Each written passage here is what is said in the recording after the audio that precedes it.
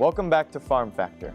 In this segment, we feature Justin Wagner, an extension specialist and associate professor from Garden City, Kansas, as he talks about cattle handling tips. Take a look.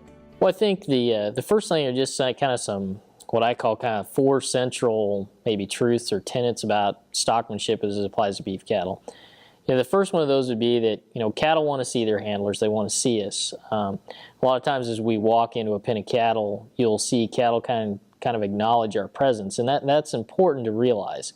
Another one of those is cattle want to go around and past us is kind of the second one. We can use that to handle cattle and use our body position to help them go in the direction that we want to go. The third one I would say, or that I use, is cattle want to be with other cattle. We can use other cattle to draw cattle into a direction that we want them to go. Really the fourth one, that's kind of the central truth here, is that cattle tend to want to go back the way in which they came from, especially when we pressure them. And we're going to use those four kind of common themes basically to guide us in a lot of the things we do with handling cattle. The key fundamental thing with stockmanship is really when we're dealing with cattle, what we want to do is essentially make what we want them to do their idea. Probably the most effective means of communication that we have with cattle is sight.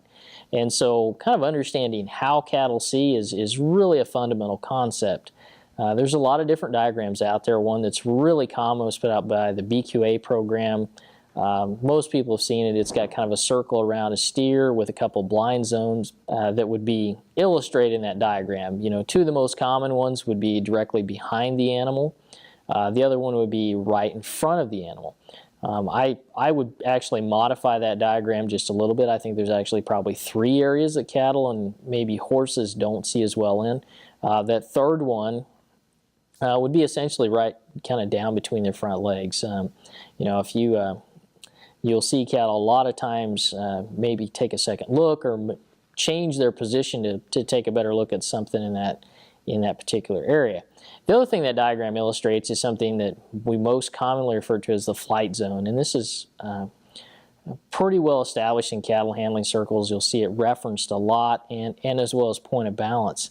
For me, the flight zone is really important to realize where that is, but I'm probably more concerned in helping folks realize that there's actually something I call the pressure zone, and other cattle handling experts out there will refer to it that way as well too. And that's kind of the area where we first begin to apply some pressure to that animal. The flight zone for me is kind of that point where the animal's maybe made a decision that it's time for them to leave. And so we have to be careful about applying pressure, but not so much that the animal we've elicited that flight or fight response in terms of typically what we'd see would be flight.